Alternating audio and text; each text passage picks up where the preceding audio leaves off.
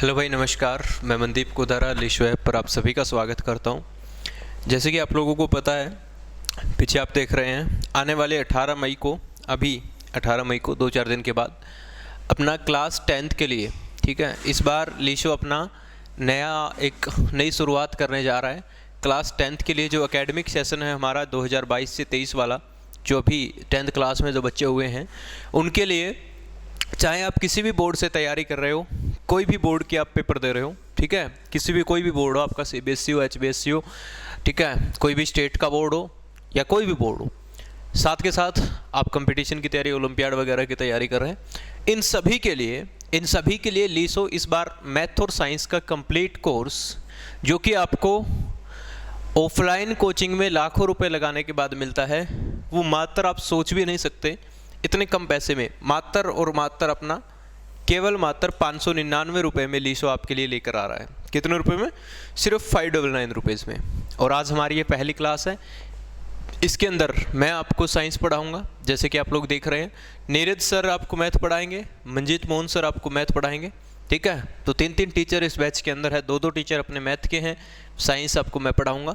3-3 teacher पूरे साल आपको, मंडे टू फ्राइडे इस बैच में क्लास होगी। क्लास के अंदर जो भी आपको पढ़ाया जाएगा वो एज इट इज़ नोट्स आपको मिलेंगे।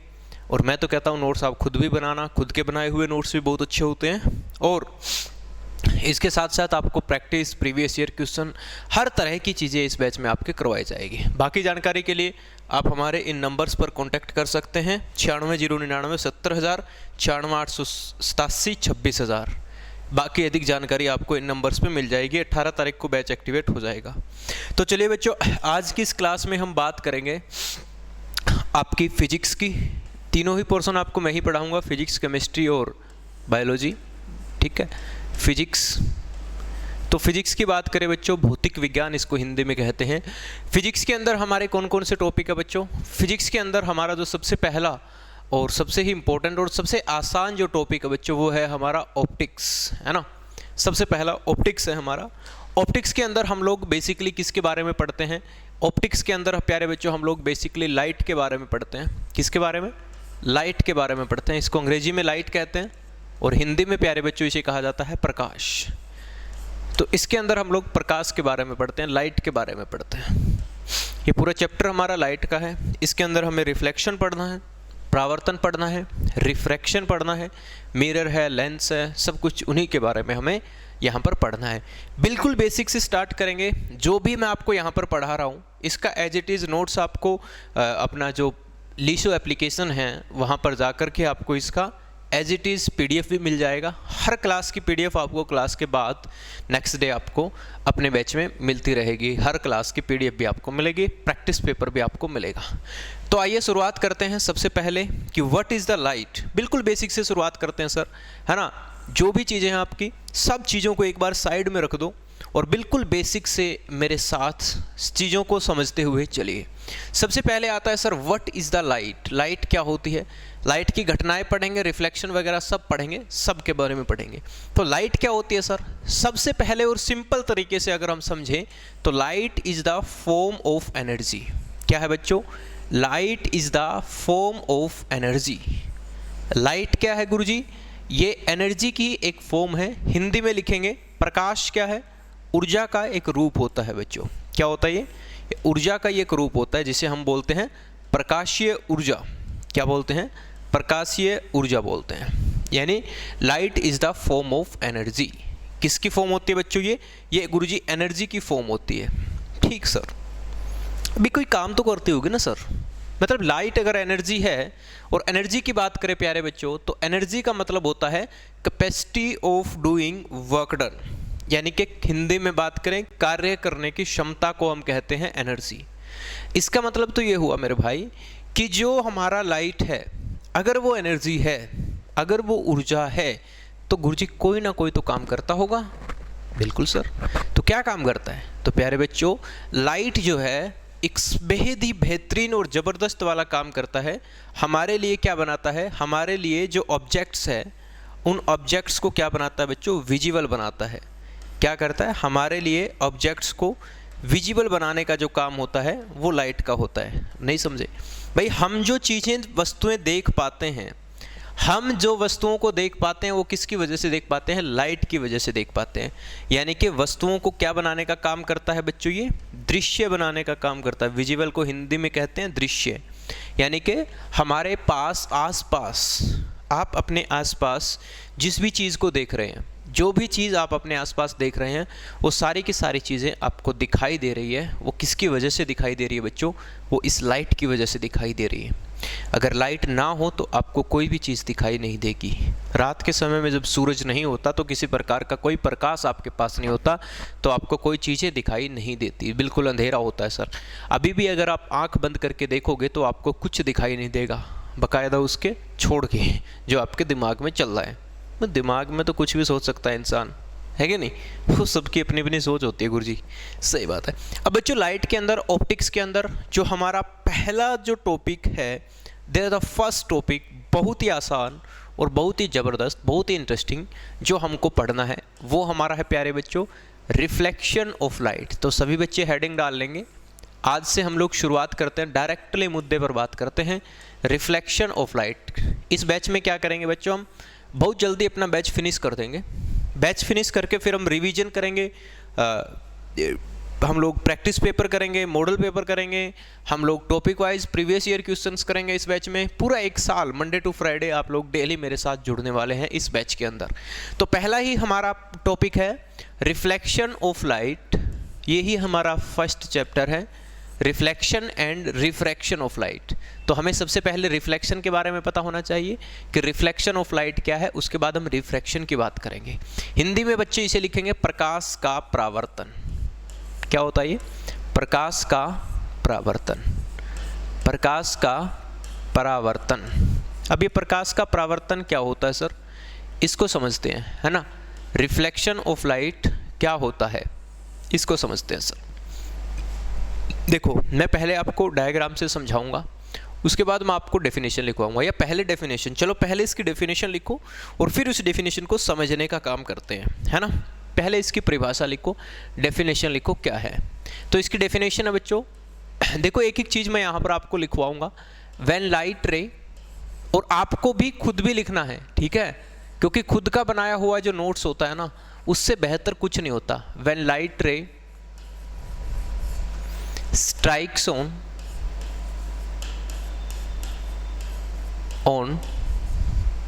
opaque object, when light ray strikes on opaque object, it comes back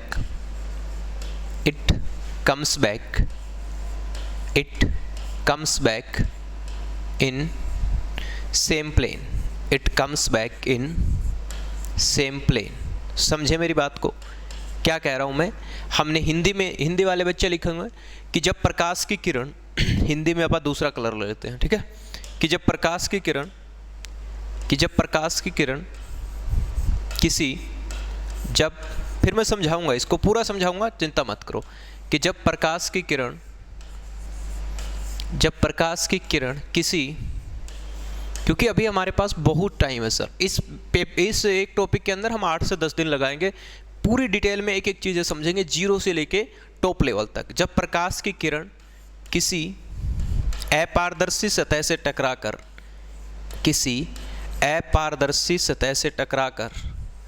जब प्रकाश की किरण किसी अपारदर्शी सतह या फिर वस्तु, कुछ भी कह लो, अपारदर्शी सतह से टकराकर वापस, अपारदर्शी सतह से टकराकर, या लिख दो अपारदर्शी वस्तु से टकराकर वापस उसी माध्यम में चली जाती है जिस माध्यम से वो आई थी, वापस उसी माध्यम में चली जाती है, वापस उसी माध्यम में आ जाती है। तो इसे हम क्या कहते हैं बच्चों? इसे हम कहते हैं प्रकाश का परावर्तन। नहीं समझे? कोई बात नहीं, अभी समझाएंगे, ठीक है बच्चों। ये सिर्फ डेफिनेशन है, ये सिर्फ परिभाषा है। आपने लिखा कि जब प्रकाश की किरणें, व्हेन लाइट रे स्ट्राइक्स ऑन ओपेक ऑब्जेक्ट, जब प्रकाश की किरण किसी अपारदर्शी वस्तु से टकराती है तो टकराने के बाद वो वापस उसी माध्यम में आ जाती है। इसे हम कहते हैं प्रकाश का परावर्तन। नहीं समझ में आया गुरुजी? बताओ, समझाते बच्चों। लाइट का यही फिनोमिना है, ये प्रकाश का परावर्तन ही है जिसकी वजह से हमें चीज़ें दिखाई देती है। हमें कोई भी चीज़ विजिबल है, कोई चीज़ आप देख पा रहे हैं। आप अपने आसपास देखेंगे, आप बहुत सारी चीज़ों को देख पा रहे हैं। जिस तरह मैं मेरे आसपास देखूं बच्चों, मैं इस चेयर को देख पा रहा हूँ, मैं इस दीवार को देख पा रहा हूँ, मैं उस दीवार को देख पा रहा हूँ, मैं इस दीवार को देख पा रहा हूँ, मैं छत को देख पा रहा हूँ, मैं उस पंखे को देख पा रहा हूँ, मैं उस कैमरा को देख पा रहा हूँ, मैं इस पेन को देख पा रहा हूँ। क्यों? क्योंकि रिफ्लेक्शन की वजह से। क्या होता है रिफ्लेक्शन? देखो बच्चों समझो, बिल्कुल बेसिक उसी एग्जाम्पल्स की बात करेंगे जो आपके लाइफ से रिलेटेड है। ठीक है, मेरा मकसद आपको बुक रीडिंग करवाना नहीं है, किताबें पढ़ाना मेरा मकसद नहीं है, और ना ही हम यहाँ पर किताबें पढ़ाने के लिए आए हैं। हम तो आपको समझाने के लिए आए हैं कि कैसे आपको समझ में आए, हर एक उस बच्चे को समझ में आए जो बच्चा ये कहता है कि नहीं सर साइंस तो कुछ भी नहीं आता, बिल्कुल ही नहीं आता, कतई ना आता। मैं कहता हूँ सबसे ज़्यादा अच्छा बच्चा वही होता है, क्योंकि उसको समझाना, उसको सिखाना बहुत आसान होता है।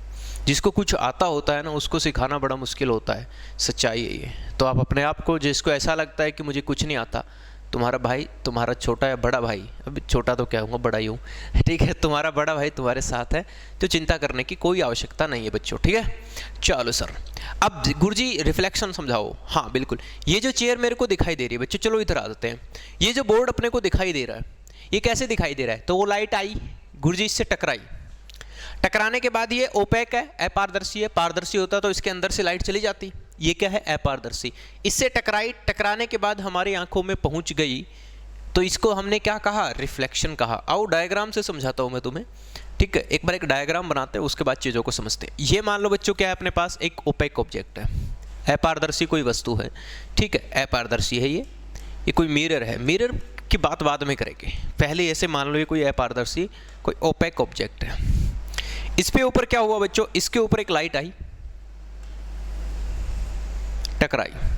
टकराने के बाद इस लाइट को सीधा जाना चाहिए था, बिल्कुल जाना चाहिए था सर, क्योंकि प्रकाश की किरण जब तक कोई ना मिले वो सीधी चलती है।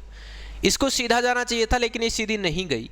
जहां पर ये टकराती है वहां पर हम लोग एक 90 डिग्री का एंगल खींच देते हैं। इस एंगल को हम नॉर्मल नाम देते हैं। ये समझाऊंगा मैं क्या काम आता है गुरुजी। इस एंगल को हम क्या कहते हैं? नॉर्मल। हिंदी में प्यारे बच्चों इसे कहा जाता है अभिलंब। बताऊंगा मैं आपको इसका काम क्या होता है, इस अभिलंब का काम क्या होता है, ये सारी चीज़ें मैं आपको सिखा के जाऊंगा आज की क्लास में। अब बच्चों ये लाइट आई, आके टकराई, टकराने के बाद ये लाइट वापस इसी माध्यम में चली गई। जहाँ से आई थी बच्चों ये वापस कहाँ चली गई? जहाँ से आई थी वापस इसी जगह पे चली गई। लाइट आई, टकराई, टकरा के वापस इधर चली गई। इसको हमने क्या कह दिया? इसको हमने कह दिया बच्चों रिफ्लेक्शन ऑफ लाइट। क्या कहा इसको हमने? इसको हमने कहा रिफ्लेक्शन ऑफ लाइट। क्या कहा बच्चों? Reflection of light. चलो एक बार इसको इधर करते हैं,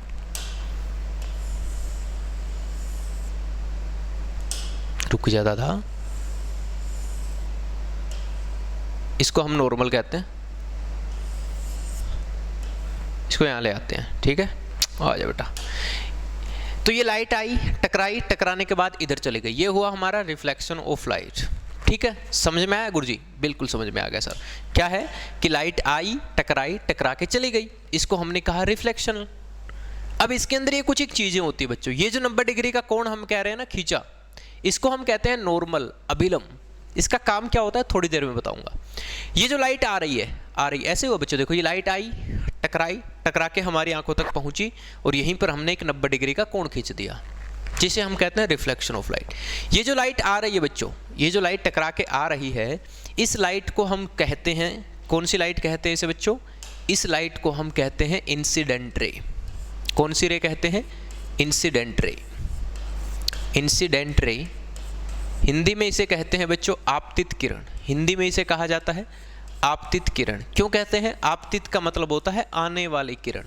भाई जो लाइट आ रही है, आने वाली किरण, इसको हम कहते हैं प्यारे बच्चों आपतित किरण, इंसिडेंट रे।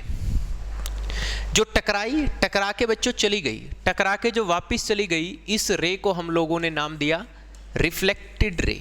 क्या नाम दिया? Reflected ray. Reflected ray. Reflected ray का मतलब गुरुजी रिफ्लेक्टेड रे क्यों कहा? क्योंकि सर इसका क्या हो चुका है, रिफ्लेक्शन हो चुका है, परावर्तित किरण है बच्चों। ये कौन सी किरण है, रिफ्लेक्टेड रे, परावर्तित किरण। क्यों है ये रिफ्लेक्टेड रे, क्योंकि सर इसका रिफ्लेक्शन हो चुका है, इसका परावर्तन हो गया, तो परावर्तित किरण आ रही है तो आपतित किरण। समझ में आया तीनों चीजें। गुरुजी एक लाइट आई, इससे टकराई, कौन सी किरण हो गई, आपतित किरण हो गई। टकरा के हमारे आंखों तक पहुंची, कौन सी किरण हो गई, गुरुजी रिफ्लेक्टेड रे, परावर्तित किरण हो गई। यहीं पर जिस पॉइंट पर ये टकराई थी वहीं पर एक 90 डिग्री का कोण खींचते हैं, एक एंगल ड्रा करते हैं। वो जो 90 डिग्री का कोण खींचते हैं, उनके बीच में से, सही बीच में से एक 90 डिग्री का कोण, उसको हम कहते हैं नॉर्मल या फिर अभिलंब। गुरुजी अभिलंब क्या काम करता है, इस नॉर्मल का कोई ना कोई तो काम होगा सर, तभी तो ये बनाया। ऐसे तो हमें मतलब शौक तो है नहीं कि वैसे बना दिया, चलो मन कर रहा था, ये दिख रहा था यहाँ पर, इसको बना दिया नॉर्मल। इनके बीच में गुरुजी गैप ज़्यादा था, नॉर्मल बना दिया। सर इस नॉर्मल को क्यों बनाया, बनाने के पीछे कोई तो कारण होगा ना, ऐसे तो बनाया नहीं। और साइंस में अगर आप लोग ये कारण जानने लग गए तो साइंस समझ में आ जाएगा। सर फिजिक्स जो है ना, फिजिक्स सिर्फ और सिर्फ भावनाओं का खेल है। अगर आप सोचते हो कि रट्टे मार के हम चीज़ों को सीख सकते हैं तो कतई नहीं सर, ये वहम होता है अपना। ठीक है, फिजिक्स सिर्फ भावनाओं का खेल है। अगर आप लोगों ने समझने, शिद्दत से समझना चाहा, इत्मीनान से आपने इसको समझना चाहा, तो आपको 101% ये फिजिक्स बहुत आगे लेके जाएगी। अगर आपने सोचा यार साइंस है यार, क्या होगा कैसे होगा, फिर कुछ नहीं होगा। तो इसको इत्मीनान से समझना है, बड़े ही प्यार से। तो आइए बात करते हैं गुरुजी, नॉर्मल जो आपने खींचा यहाँ पर, इसका काम क्या है। चलो बच्चों बताता हूँ। ये जो नॉर्मल है भाई, इसको हिंदी में तो हम कहते हैं अभिलंब, लेकिन इसका जो काम होता है वो काम होता है एंगल मेजर करना। ठीक है, to measure the angle, angle मापना, कोण मापने का काम होता है बच्चों, एंगल मेजर करने का काम होता है इसका। ठीक है, क्या मेजर करने का काम होता है, एंगल मेजर करने का। ये जो अभिलंब है, इस अभिलंब से हम कोण मापते हैं। कैसे मापते हैं वो अभी दिखाऊंगा मैं आपको। अभिलंब क्या काम करता है, तो हिंदी वाले बच्चे लिखेंगे अभिलंब जो है वो कोण मापने का काम करता है। क्या करता है बच्चों, कोण मापता है। ये कैसे मापता है कोणों को, आओ बच्चों समझते हैं। बस आपको अपनी लैंग्वेज में लिखना है, समझ आना चाहिए बस।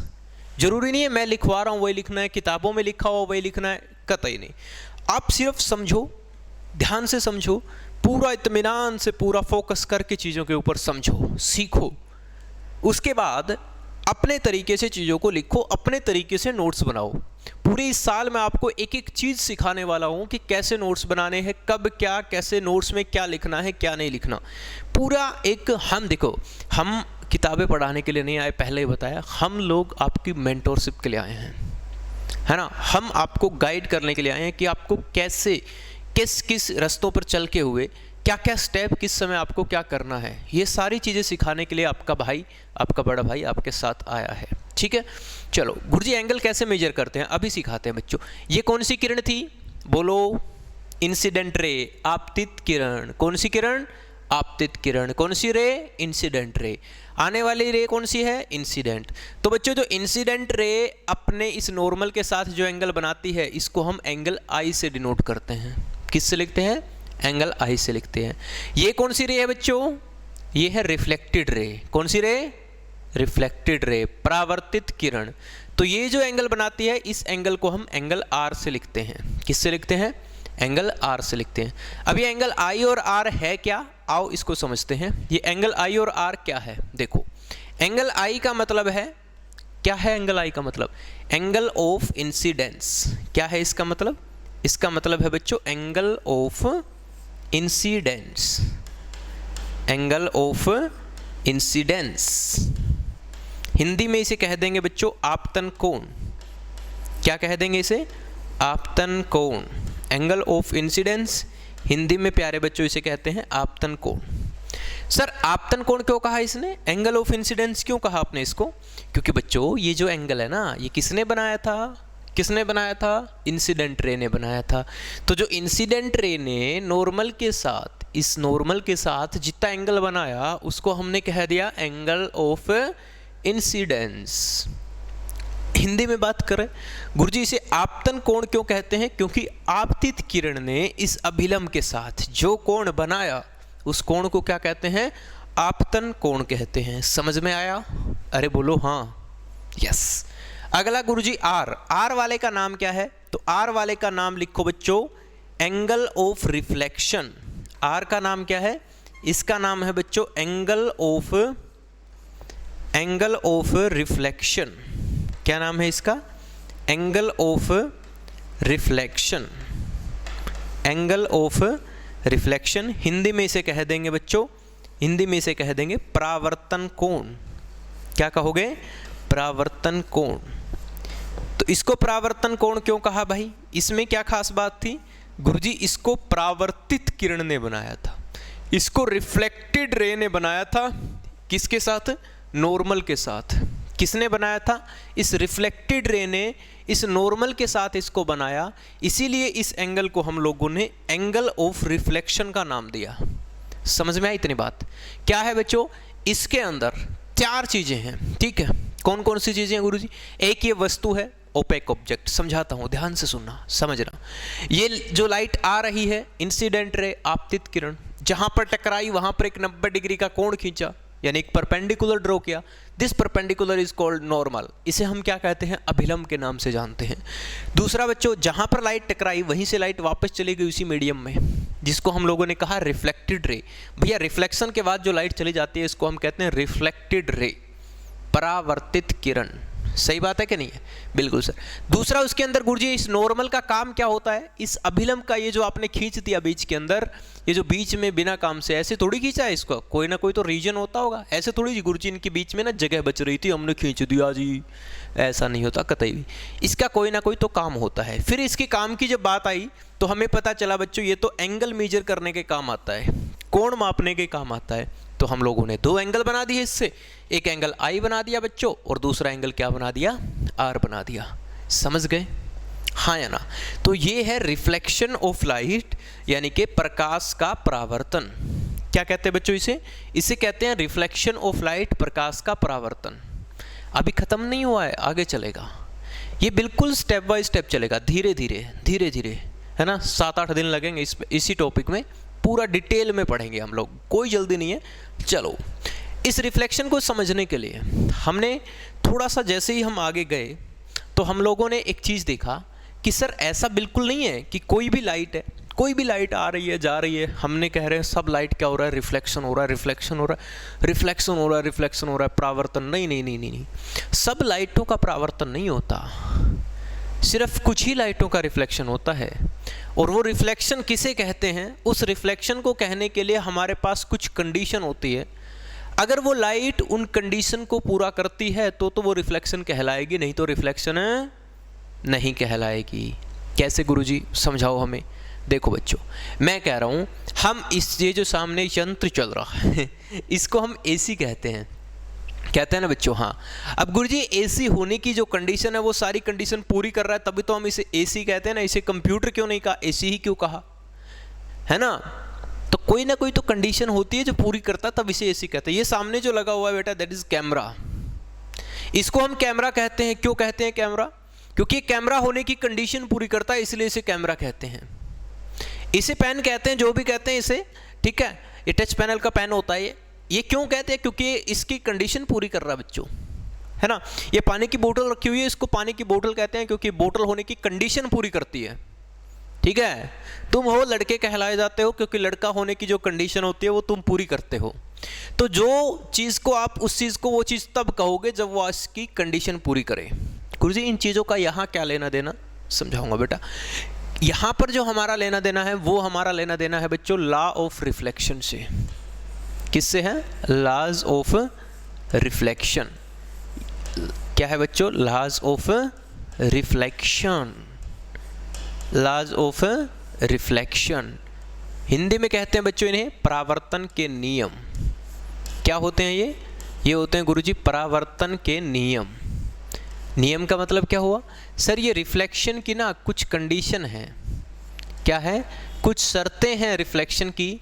अगर कोई लाइट इन शर्तों को पूरा करती है तो ही वो रिफ्लेक्शन कहलाने के लायक होगी, नहीं तो हम उसे रिफ्लेक्शन नहीं कहेंगे, नहीं तो हम उसे परावर्तन नहीं कहेंगे। सही बात है सर। कौन कौन सी कंडीशन है वो, कौन कौन सी शर्तें हैं वो, उन शर्तों को हम कहते हैं लॉ ऑफ रिफ्लेक्शन। कितनी शर्तें हैं बच्चों? वो 2 कंडीशन होती है। किसी भी लाइट को आप रिफ्लेक्शन कहते हैं तो रिफ्लेक्शन होने के लिए उस लाइट की को कुछ कंडीशन पूरी करनी पड़ती है, उस लाइट को कुछ शर्तें पूरी करनी पड़ती है, जिनके वजह से हम उसे परावर्तन या रिफ्लेक्शन कह सकते हैं। वो जो कंडीशन है, वो जो दो नियम है, वो शर्तें हैं, वो दो शर्तें होती है। कौन कौन सी होती है बच्चों? आओ जरा उनके बारे में थोड़ा सा जान लेते हैं। पहली जो कंडीशन होती है, इसे कहते हैं फर्स्ट लॉ ऑफ रिफ्लेक्शन। ये कहता है कि जो एंगल आई है ना, एंगल आई वो हमेशा एंगल आर के क्या होना चाहिए? बराबर होना चाहिए। ये पहली कंडीशन है। यानी कि जो एंगल आई है, ये एंगल आर के हमेशा क्या होना चाहिए बच्चों? बराबर होना चाहिए, तब रिफ्लेक्शन होगा, नहीं तो रिफ्लेक्शन नहीं होगा। कहने का मतलब क्या है? एक बार इसकी डेफिनेशन पूरा लिख लो कि एंगल ऑफ इंसिडेंस, क्योंकि आपको नोट्स भी देना है ना, ये एज इट इज नोट्स आपको मिलेगा। Angle of incidence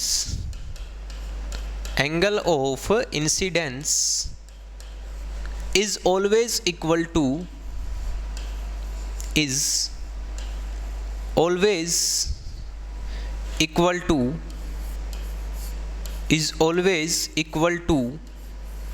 angle of reflection। Angle of reflection, Hindi में अगर इसे लिखें बच्चों, angle of reflection. Angle of incidence is always equal to angle of reflection. अगर प्यारे बच्चों इसको हिंदी में अगर हम लिखना चाहें तो हिंदी में हम लिखेंगे क्या लिखेंगे? हिंदी में लिखेंगे कि आपतन कोण हमेशा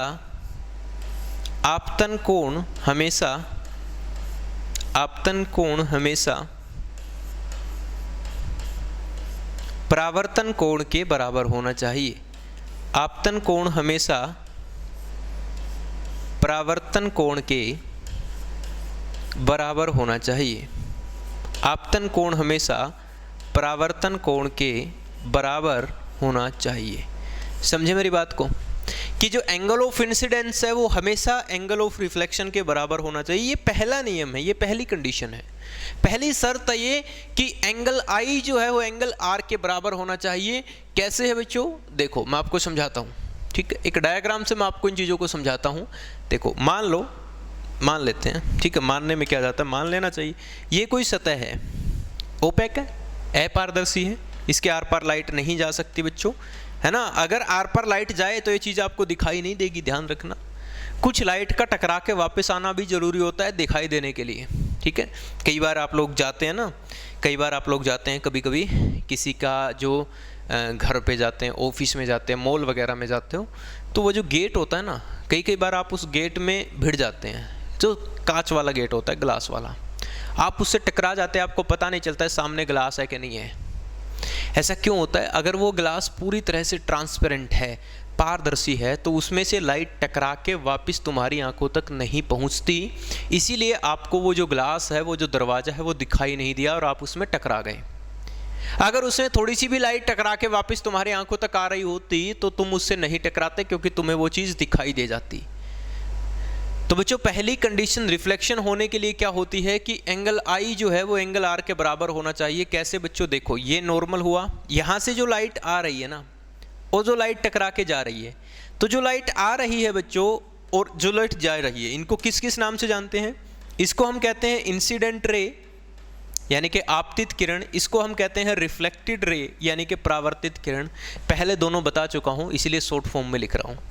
ये जो एंगल आई है ना बच्चों, एंगल आई ये एंगल आर के बराबर होना चाहिए, यानी कि दोनों एंगल बराबर होने चाहिए। बराबर होने का मतलब, अगर गुरुजी ये 30 डिग्री का कोण है ना, तो ये कोण भी कितने का होना चाहिए भाई? 30 डिग्री का होना चाहिए। मैं कहूँ अगर ये एंगल अपना 17 डिग्री का है ना, तो ये एंगल भी कितने का होना चाहिए बच्चों? 17 डिग्री का ही होना चाहिए, यानी दोनों एंगल बराबर होने चाहिए। अगर मैं कहूँ भाई साहब ये इस साइड वाला जो एंगल है ये 60 डिग्री का है, तो उधर वाला एंगल भी कितने का होना चाहिए बच्चों? 60 डिग्री का होना चाहिए।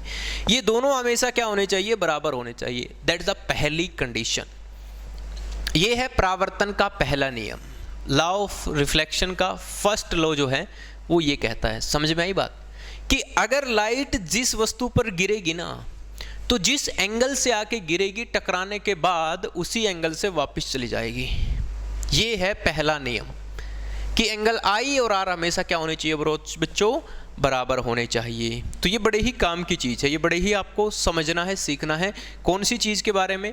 तो बच्चों ये वाली जो चीज़ है ना, ये बड़े ही काम आएगी आगे, जब इसके न्यूमेरिकल करेंगे ना आप, उसमें काम आएगी ये। जब इस टॉपिक के न्यूमेरिकल करेंगे तो वहाँ पर ये चीज़ काम आएगी। तो ये पहला नियम है, समझ में आया आपको? कोई मुश्किल नियम नहीं है, बहुत ही आसान सी चीज़ है। क्या है कि बस एंगल आई जो है वो एंगल आर के क्या होना चाहिए? बराबर होना चाहिए। सिंपल सी बात है।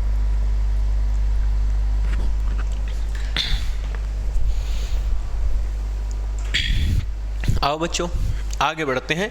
गुरुजी दूसरी कंडीशन क्या है? ये तो था पहला नियम, फर्स्ट कंडीशन। परावर्तन का दूसरा नियम भी होता है बच्चों, सेकंड लॉ ऑफ रिफ्लेक्शन। दूसरा नियम क्या है? सेकंड कंडीशन क्या है?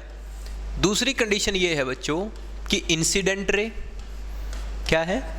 Incident ray, incident ray, normal, normal, incident ray, normal and reflected ray, and reflected ray, reflected sorry and reflected ray, and reflected ray lie in same plane, lie in same plane। Spelling की तरफ मत जाना भाई, spelling थोड़ी बहुत हो सकती है। कहने का मतलब ये है, हिंदी में अगर इसे लिखे बच्चों, हिंदी में यह क्या होगा? हिंदी में ये होगा कि आपतित किरण, आपतित किरण, आपतित किरण और आपतित किरण और, समझाऊंगा मैं भी आपको ये बात पूरा का पूरा। आपतित किरण और, सॉरी और मत लिखो, आपतित किरण अभिलंब कोमा अभिलंब, क्योंकि नॉर्मल भी तो होना चाहिए ना, अभिलंब और आपतित किरण और परावर्तित किरण। आपतित किरण, अभिलंब और परावर्तित किरण, ये तीनों क्या होने चाहिए बच्चों? परावर्तित किरण, ये तीनों एक ही सतह पर होने चाहिए, तीनों एक ही माध्यम में होने चाहिए, तीनों एक ही माध्यम में होने चाहिए, ऐसे कर सकते हो आप, या एक ही सतह पर होने चाहिए, ऐसे कह सकते हो, कुछ भी लिख सकते हो, बस तुम्हारी समझ में आना चाहिए। समझाऊंगा मैं भी, देखना। तीनों एक ही सरफेस पे होने चाहिए, एक ही सतह पर होने चाहिए, ठीक है? देखो बच्चों, समझो समझो मेरी बात को। ये क्या कह रहा है? ये कह रहा है पहली कंडीशन तो एंगल आई और आर हमेशा क्या होनी चाहिए? बराबर होने चाहिए। ठीक है गुरुजी, मान ली कंडीशन, ये कंडीशन भी मान ली कि भाई लाइट में एंगल आई और एंगल आर क्या होने चाहिए? हमेशा बराबर होने चाहिए। दूसरी कंडीशन जो है, इसको बोलते हैं परावर्तन का दूसरा नियम, सेकंड लॉ ऑफ रिफ्लेक्शन। ये कह रहा है कि जो आपतित किरण है, जो इंसिडेंट रे है, यानी कि मैं डायग्राम से समझाऊं आपको तो ऐसे हम मान सकते हैं बच्चों, कैसे कि ये मान लो क्या है? अपारदर्शी सतह। यहाँ से लाइट आई, टकराई, टकरा के इधर चली गई, ये है बच्चों नॉर्मल। ये कह रहा है ये तीनों चीज़ें एक ही सतह पर होनी चाहिए, इधर होनी चाहिए तीनों की तीनों। ऐसा नहीं होना चाहिए कि कोई भी चीज़ इसमें से इधर जा रही है, ऐसा नहीं होना चाहिए कि लाइट आई, इसमें से कुछ लाइट इधर जा रही है, नहीं, ऐसा बिल्कुल नहीं होना चाहिए। अगर ऐसा होता है तो फिर वो रिफ्लेक्शन नहीं कहलाएगा। देखो और प्रैक्टिकल समझाऊं। देखो वो लाइट आ रही है, बोर्ड पे गिरी, कौन सी रे कहलाई? अरे बोलो, कौन सी रे कहलाई? आने वाली किरण, इंसिडेंट रे। लाइट आ रही है, बोर्ड पे गिरी, आ रही है तो मतलब इंसिडेंट रे। टकराई, जिस पॉइंट पर टकराई उस पॉइंट पर हम एक 90 डिग्री का कोण खींच दिया, जिसको हमने कहा अभिलंब, ये खींच दिया। ये जो लाइट आ रही थी इसको हमने कह दिया था इंसिडेंट रे, ये नॉर्मल खींच दिया हमने 90 डिग्री का कोण। यहां पर टकराने के बाद जो हमारी आंखों तक पहुंची वो है परावर्तित किरण, यानी कि तीनों के तीनों जो है वो इधर ही है। इस बोर्ड के दूसरी तरफ इनमें से कुछ भी नहीं है, दूसरी तरफ बिल्कुल खाली, यानी कि ये इसके इधर को कुछ भी नहीं है, ये इस सरफेस के इधर को, ये वाला जो हिस्सा है ना बच्चों, ये वाला जो हिस्सा है ये कुछ भी नहीं है, ठीक है? दैट्स इट, खत्म। ये वाला जो हिस्सा है ना, ये वाला हिस्सा, ये कुछ भी नहीं है, ठीक है? देखो इधर कुछ भी नहीं है, ये पूरा अपारदर्शी है।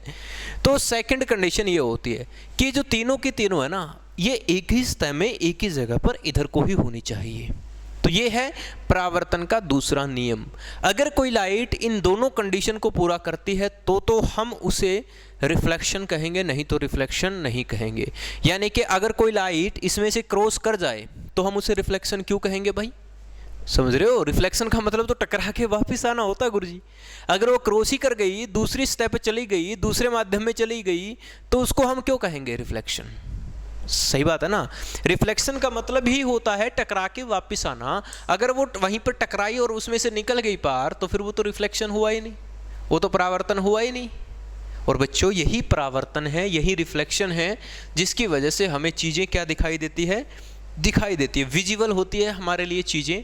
किसकी वजह से? इसी रिफ्लेक्शन की वजह से, इसी परावर्तन की वजह से। समझ रहे हैं मेरी बात को? देखो एक बार फिर से समझा रहा हूँ मैं आपको, ठीक है? एक थोड़ा सा क्विक रिवीजन लेते हैं हम लोग कि क्या क्या चीज़ें चल क्या रही है। देखो बच्चों क्या चल रहा है, हमने देखा रिफ्लेक्शन क्या होता है। हमने क्या देखा? रिफ्लेक्शन क्या होता है कि जब लाइट एक ऑब्जेक्ट पे टकराती है, टकराने के बाद वापस आ जाती है, उसे रिफ्लेक्शन कहते हैं। ये सिंपल सी बात समझी। उसके बाद हमने इसको डायग्रामेटिकली देखा, डायग्राम में समझा। डायग्राम में हमने देखा कि आने वाली जो लाइट है इसको किस नाम से जानते हैं? इसको इंसिडेंट रे के नाम से जानते हैं।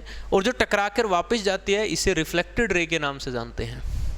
बीच में जो नॉर्मल है इसका काम होता है एंगल को मेजर करना। ये अपने दो एंगल मेजर करता है, एंगल आई और एंगल आर। एंगल आई का नाम होता है एंगल ऑफ इंसिडेंस, क्योंकि भैया ये आपतित किरण इंसिडेंट रे ने बनाया, इसके लिए हम इसको एंगल ऑफ इंसिडेंस कहते हैं। क्यों कहते हैं? क्योंकि बच्चों ये जो एंगल है ये किसने बनाया है? ये इस इंसिडेंट रे ने बनाया है।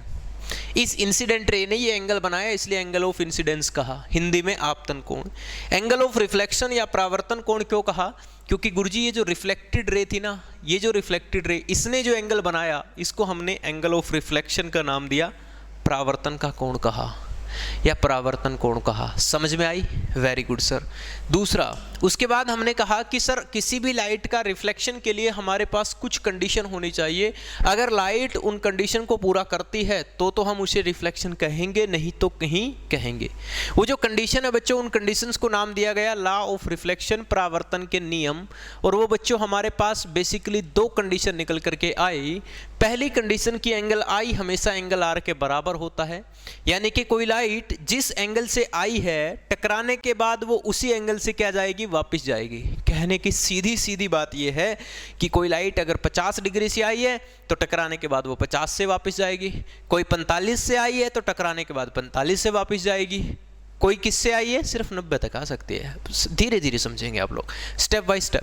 अगर कोई 5 डिग्री से आई है मान लो, तो टकराने के बाद 5 डिग्री से ही वापस जा सकती है। कोई 3 डिग्री से आई है तो टकराने के बाद 3 डिग्री से ही वापस जा सकती है। ठीक, यानी कि दोनों एंगल क्या होनी चाहिए? बराबर होने चाहिए। फर्स्ट कंडीशन ये होती है, लिखा भी हुआ है मैंने, angle of incidence is always equal to angle of reflection, Hindi में भी लिखा हुआ है। आगे बढ़ते हैं। अगला क्या है? सेकंड लॉ ऑफ रिफ्लेक्शन, परावर्तन का दूसरा नियम। सेकंड लॉ हमें क्या कहता है कि ये कहता है कि जो इंसिडेंट रे, नॉर्मल एंड जो रिफ्लेक्टेड रे, जो इंसिडेंट रे इसका नाम है बच्चों इंसिडेंट रे, इसका नाम है नॉर्मल या अभिलंब कह दो इसको, और इसको कहो रिफ्लेक्टेड रे। ठीक है, परावर्तित किरण। तो ये तीनों के तीनों एक ही प्लेन में होने चाहिए, एक ही सतह पर होने चाहिए। इसमें से कोई ऐसा नहीं कि कोई दूसरी तरफ हो, फिर वो रिफ्लेक्शन नहीं। मतलब कहने का सीधा मतलब है कि इससे दूसरी तरफ कुछ जाना ही नहीं चाहिए तो रिफ्लेक्शन होगा। समझे मेरी बात को? हाँ या ना? तो ये हमारा रिफ्लेक्शन था। अभी धीरे धीरे हम इसमें थोड़ा थोड़ा स्टेप बढ़ाएंगे, इसके न्यूमेरिकल भी करेंगे, है ना? इसमें कुछ चीज़ें हम लोग री ऐड करेंगे, तो पूरा आपको कंप्लीट पैकेज यहाँ पर मिलेगा, है ना? पूरा का पूरा। देखो इस बैच के अंदर आज के लिए इतना ही पढ़ेंगे भाई हम इस बैच में, इस क्लास में। तो देखो ये जो बैच है ना, ये मात्र 599 रुपये में दोनों सब्जेक्ट हैं, मैथ और साइंस, जिसमें एक साल मैं हर दिन आप लोगों के साथ जुड़ूंगा। हर दिन मंडे टू फ्राइडे, हफ्ते में 5 दिन मैं आप लोगों के साथ रहूंगा। इसके अलावा पर्सनल मेंटोरशिप हम लोग आपकी करेंगे, कैसा, कहाँ, कैसे, किस समय इम्प्रूवमेंट क्या करना है, वो चीज़ हम आपको बताएंगे। ठीक है, अगर वीडियो अच्छी लगी है तो लाइक कीजिएगा। लीशो एप्लीकेशन करना क्या है? लीशो एप्लीकेशन डाउनलोड करनी है, वहाँ स्कूल में जाना है, स्कूल वाला कॉलम में जाना है, और अपने को 10th क्लास का बैच मिलेगा, बस वो ज्वाइन करना है। 18 तारीख से, आने वाली 18 मई को इसका बैच स्टार्ट हो जाएगा। ये नंबर है 9609970000 या फिर है 96,887,26,000। इन नंबर्स पर आप कांटेक्ट कर सकते हैं। ज़्यादा जानकारी के लिए आप इन नंबर्स पर फ़ोन कर लीजिएगा। मेरा टेलीग्राम चैनल है मनदीप गोदारा सर के नाम से, वहाँ भी जाके आप पूछ सकते हैं। तो आई होप कि आपको क्लास कैसी लगी होगी। अच्छी लगी है तो कमेंट करके ज़रूर बताएं। मिलते हैं अगली क्लास में। जय हिंद, जय भारत।